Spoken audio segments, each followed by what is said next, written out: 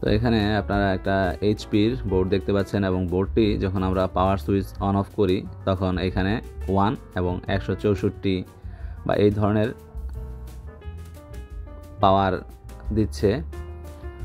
তো এর কারণ কি এবং এটা কিভাবে সলভ করা যায় সেটা আমরা দেখব। তো চলুন শুরু করা যাক। তো আমরা প্রাথমিক অবস্থায় এর যে ভোল্টেজ আছে, ভোল্টেজ ঢুকতেছে কিনা 19 ভোল্ট সিএলআর পর্যন্ত সেই বিষয়টা চেক করব।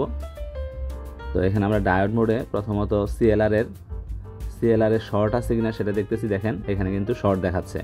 ডায়োড মোডে আমাদের এটা কিন্তু শর্ট দেখাচ্ছে। ওকে, তো বোর্ডটিতে কিন্তু শর্ট দেখাচ্ছে। তো এখন আমাদের শর্টটি রিমুভ করতে হবে। তো রিমুভ করার জন্য আমরা আমাদের যে মিটার আছে ডিসি মিটার, এই ডিসি মিটারকে আমরা সেট করব হচ্ছে 2 ভোল্টে। দেখেন এখানে আমরা 2 ভোল্টে সেট করে নিছি।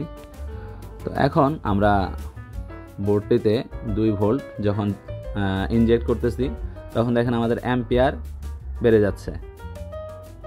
যখন সিএলআরে আমরা ভোল্টেজ ইনজেক্ট করছি তখন দেখেন ভোল্টেজ কমে গেছে এবং অ্যাম্পিয়ার বেড়ে গেছে। একটু লক্ষ্য করবেন,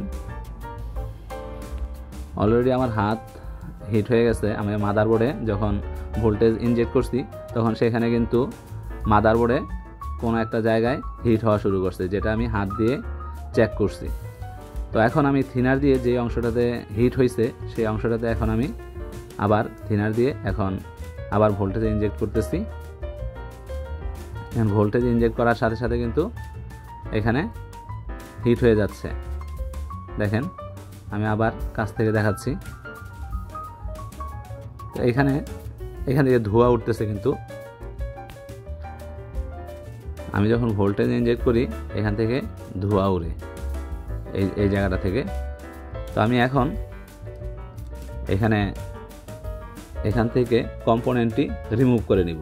যেই কম্পোনেন্টটি হিট হয়েছে সেই কম্পোনেন্টটি আমি এখন রিমুভ করে নিব এখান থেকে। আশা করি এই কম্পোনেন্টগুলো রিমুভ করলেই সলভ হয়ে যাবে। তো আমি এখন দেখতেছি যে আমার সলভ হয়েছে কিনা, শর্ট আছে কিনা। এক পাশে 0, আরেক পাশে শর্ট নাই। ওকে, তো আমরা এখন সিএলআর দেখব। সিএলআর দেখেন শর্ট চলে গেছে, সিএলআর থেকে শর্ট চলে গেছে এবং যেই কম্পোনেন্টগুলো আমার প্রবলেম ছিল সেই কম্পোনেন্টগুলো আমি এখানে রিপ্লেস করে দেব অন্য একটি মাদারবোর্ড থেকে।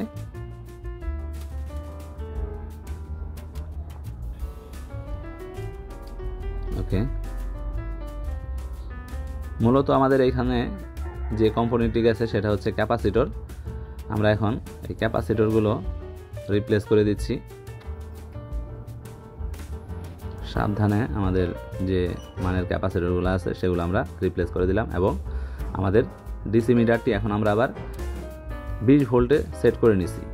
তো দেখি এখানে আমাদের পাওয়ার দেখেন এখন কিন্তু 1 থেকে 9, 11 বা 8-এ চলে গেছে। তার মানে পাওয়ার 19 ভোল্ট এবং stand by is okay. Okay, 5 volt 3 volt section is okay. তো আমরা এখন পাওয়ার দিলে আমাদের পাওয়ার চলে আসার কথা। তো দেখি আমাদের পাওয়ারটি ট্রিগার করে। তো এইখানে আমরা যখন ডিসি মিটার দিয়ে বা মাল্টিমিটার দিয়ে পাওয়ারটি অন করার চেষ্টা করতেছিলাম, এটা কোনোভাবেই অন হচ্ছিল না। আমরা ভাবলাম যে ডিসি মিটার দিয়ে, অনেক সময় ডিসি মিটার দিয়ে সরাসরি পাওয়ার অন হয় না। তো আমরা ভাবছি সেই রকম কোনো প্রবলেম হয়েছে। তো এখন আমরা আবার আরেকটি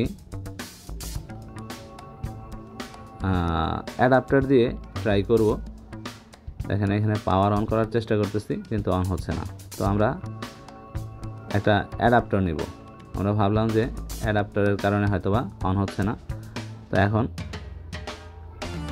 অ্যাডাপ্টারটা দিয়ে চেক করব। তো যখন আমরা অ্যাডাপ্টার ইউজ করলাম, অ্যাডাপ্টার ইউজ করার পরেও সেম প্রবলেম। তো ডিসি মিটার এবং অ্যাডাপ্টার সেম প্রবলেম দেখাচ্ছিল। তো সেই কারণে আমরা ভাবলাম যে তাহলে আমরা সুইচ ইউজ করি। দেন সুইচ যখন ইউজ করলাম, ল্যাপটপের মাদারবোর্ডের যে সুইচটা আছে, যখন সুইচটা লাগালাম তখন কিন্তু আমাদের পাওয়ার চলে আসছে। তো দেখাই, তো এখন আমরা পাওয়ার সুইচটি ইউজ করতেছি, ইউজ করে দেখব যে পাওয়ার অন হয় কিনা। তো আপনারা দেখতে থাকুন, দেখেন পাওয়ার কিন্তু অন হয়ে গেছে। টোটাল পাওয়ারটা এখানে দেখাচ্ছে 510। ওকে, তো আমাদের প্রবলেম সলভ হয়ে গেছে। ধন্যবাদ সবাইকে।